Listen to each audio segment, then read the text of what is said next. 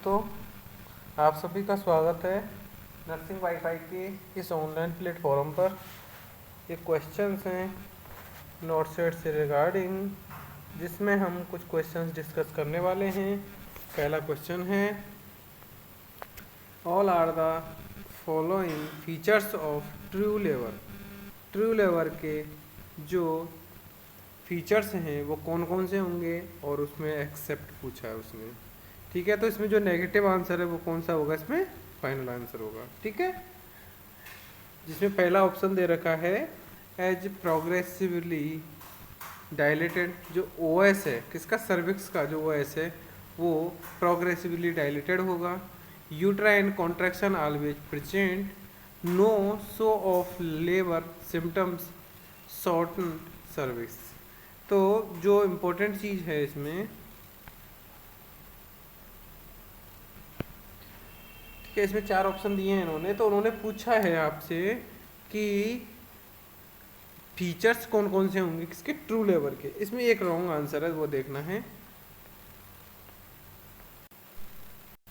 ठीक है, तो जो प्रोग्रेसिव क्या, जो ट्रू लेवर पेन होता है या ट्रू लेवर होता है, उसमें जो इंटरनल ओएस और एक्सटर्नल ओएस क्या होते हैं, डायलेट होते हैं। ठीक है, 0 to 10 सेंटीमीटर। ओके, उसके बाद यूट्राइन कॉन्ट्रैक्शन ऑलवेज प्रेजेंट रहेगा, क्योंकि जब यूट्राइन कॉन्ट्रैक्शन प्रेजेंट रहेगा तभी तो प्रोग्रेशन ऑफ लेबर होएगा। सी ऑप्शन में no show of labour symptoms, क्योंकि जब आप ट्रू लेबर की बात कर रहे हैं तो लेबर सिम्टम्स तो आपको देखना ही देखना पड़ेगा, और इसने पहले ही उसको नो लगा दिया है, तो ये आंसर क्या हो जाएगा, इसमें रॉन्ग हो जाएगा। और शॉर्टन सर्विक्स, जो सर्विक्स की साइज है वो प्रोग्रेसिवली छोटी होती जाती है, इसलिए इसका आंसर क्या जाएगा, सी जाएगा। ठीक है, हम यहाँ पे करेक्ट आंसर देखते हैं और इसका एक्सप्लेनेशन देखते हैं। तो आपका ऑप्शन था सी जो करेक्ट आंसर है। The features of true labour that is not correct is option C. ठीक है, तो ऑप्शन सी किस क्या नहीं है, ट्रू लेबर नहीं है। तो no show of labour symptoms is true labour, there several symptoms that indicate the onset of labour such as regular contraction, ruptures of membrane, cervical dilation जो कि कैसा जाएगा, इफेसमेंट या फिर प्रोग्रेसिव जाएगा। ऑप्शन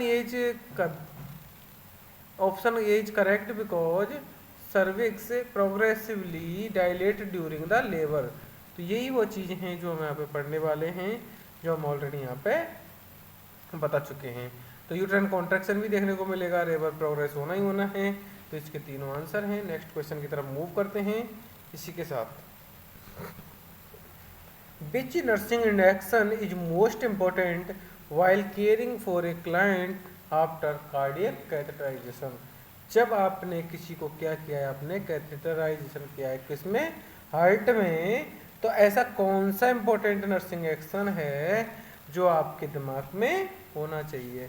तो ऑप्शन पढ़ लेते हैं। Check the pulse distal to the puncture site, provide rest, monitor electrocardiograph every 15 minute में, एडमिनिस्टर्ड ऑक्सीजन। इम्पोर्टेंट क्वेश्चन है, वेरी वेरी इंपॉर्टेंट क्वेश्चन इसलिए है कि जब आप कार्डियक कैथेटराइजेशन करते हैं तो आप कोई एक पेरिफेरल वेन है जो आप यहाँ पे सेलेक्ट करते हैं। ठीक है, कौन सी एक पेरिफेरल वेन है जो आप यहाँ पे सेलेक्ट करते हैं। जैसे अगर ये बॉडी है, ठीक है, ये बॉडी है, तो आप या तो आप फीमोरल वेन लेते हैं या फिर रेडियल वेन लेते हैं। तो जब हम वहाँ से एक जो ट्यूब है उसको इंसर्ट करते हैं और वो कहाँ तक जाती है, हार्ट तक जाएगी।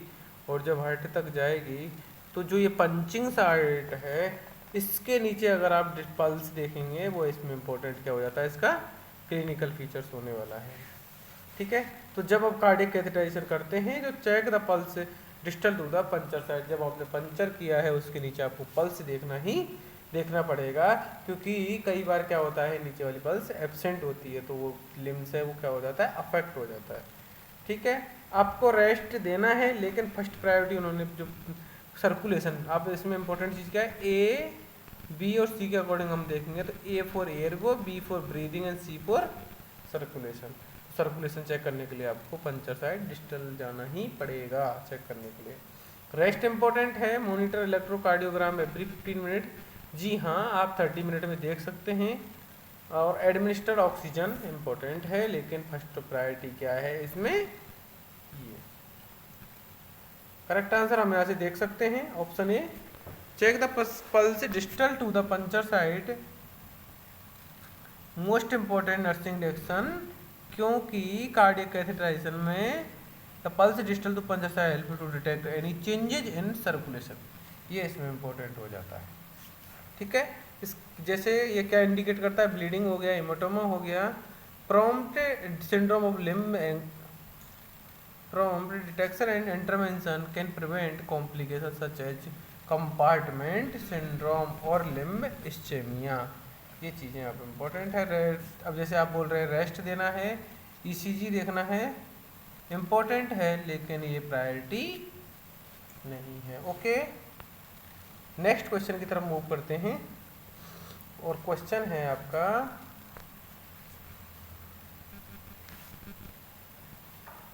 A 2-year child is receiving temporary total parental nutrition, एक 2 साल का बच्चा है जिसको टीपीएन चल रहा है, जिसको लगातार टीपीएन चल रहा है। टीपीएन का मतलब टोटल पेरेंटल न्यूट्रिशन, ठीक है, किसके थ्रू, सेंट्रल वीनस लाइन के through. This is the first day of TPN therapy, पहले दिन टीपीएन थेरेपी के all the following nursing action must be included in plan of care of child, which one would be priority. तो जब आप पहले दिन इसका टीपीएन के लिए केयर कर रहे हैं तो आपकी पहली प्रायोरिटी क्या होगी, ऑप्शंस के हिसाब से आपको सेलेक्ट करना है। Use aseptic technique during dressing changes, जब आप ड्रेसिंग चेंज कर रहे हैं तो आपको असेप्टिक टेक्निक यूज करना है, क्या ये आपकी फर्स्ट प्रायोरिटी जाएगी। Maintain central line catheter integrity, आपको मेंटेन करना है। मॉनिटर सीरम ग्लूकोज लेवल, आपको मॉनिटर करना है। Check result of liver function test, या फिर आपको एलएफटी करना है। ठीक है, तो टीपीएन जब आप दे रहे हैं तो पहले दिन आप कौन सी चीजें ऑब्जर्व करेंगे वो इसमें इम्पोर्टेंट है। तो आपको पता होना चाहिए जब आप टीपीएन देते हैं तो उसमें टोटल जो भी, जैसे आप पे डीएनएस हो गया, ठीक है, टोटल पेरेंटल न्यूट्रिशन में देते हैं। ओके,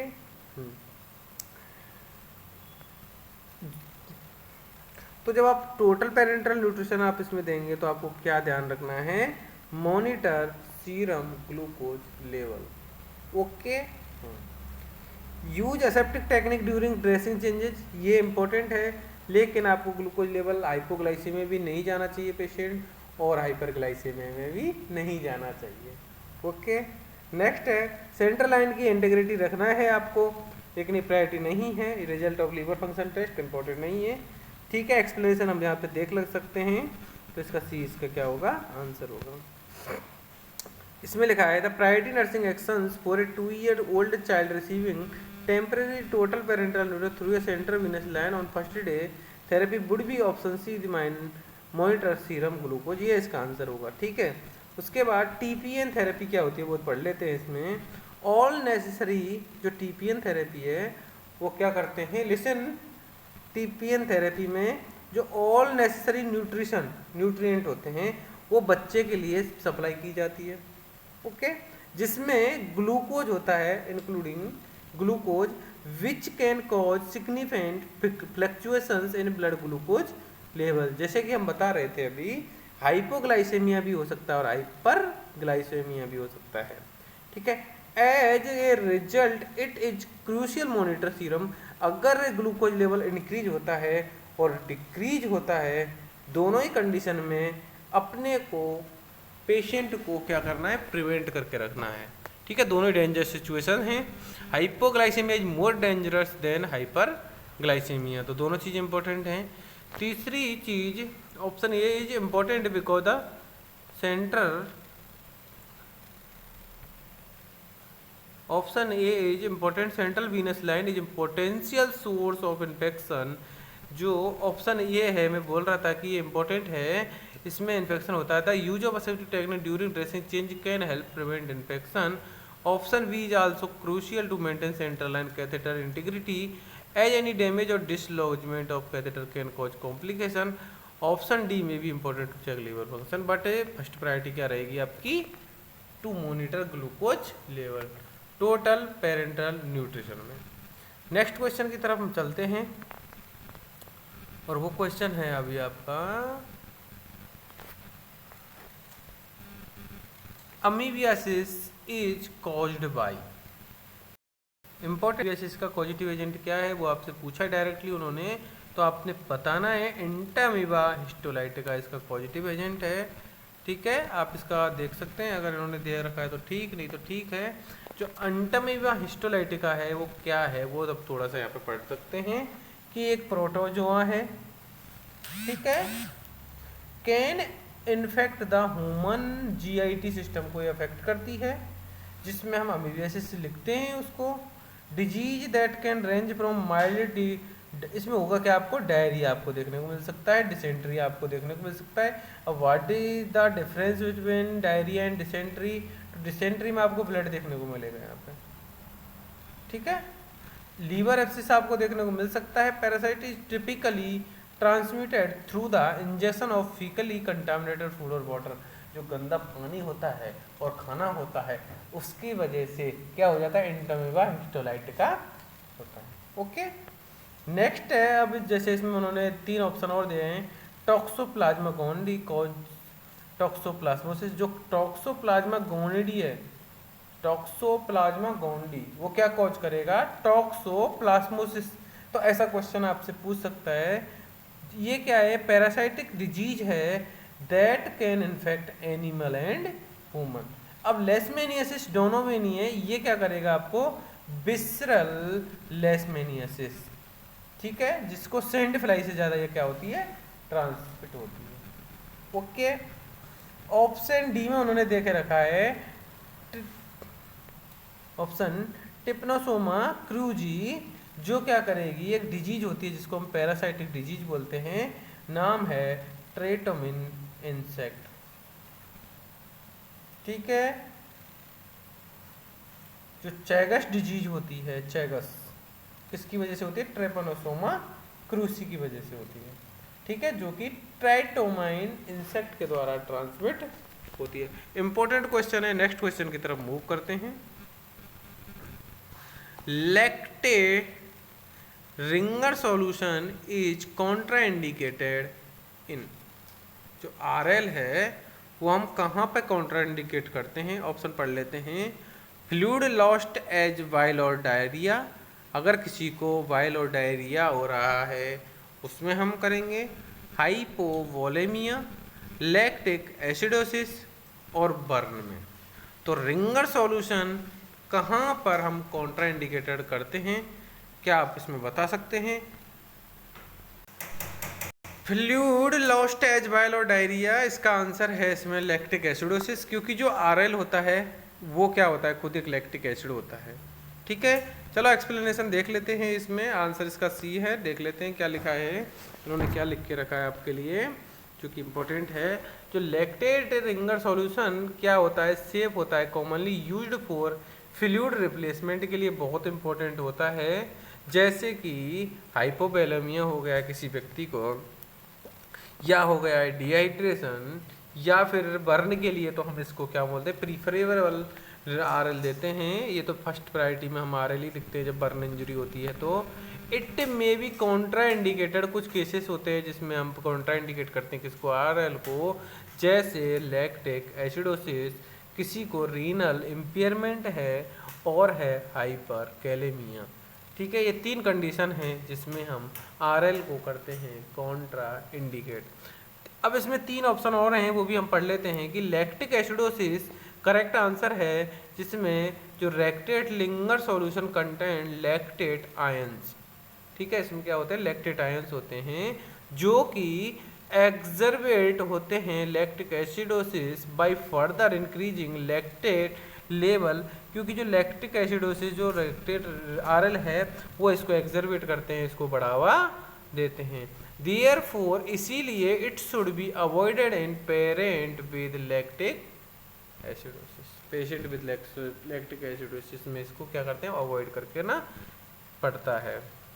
और ऑप्शन दे के रखे हैं उन्होंने ऑप्शन ए में दे रखा है फ्लूइड लॉस स्टेज बाइल और डायरिया में, क्योंकि इसको तो हम किससे, लैक्टेट से ही ट्रीट करते हैं। हाइपोवोलेमिया कंडीशन है जिसमें हम इसको देते हैं, ये भी ठीक है, इसका मतलब ये आंसर नहीं है, ऑप्शन ए इसका, ऑप्शन सी इसका करेक्ट आंसर है, lactic acidosis. Option D is called, burn में तो ये कॉमनली यूज्ड होता ही है, इसलिए क्योंकि इसमें इलेक्ट्रोलाइट इम्बैलेंस होता है। ठीक है, थैंक यू। हमारे चैनल को सब्सक्राइब करें, लाइक करें, शेयर करें, थैंक यू।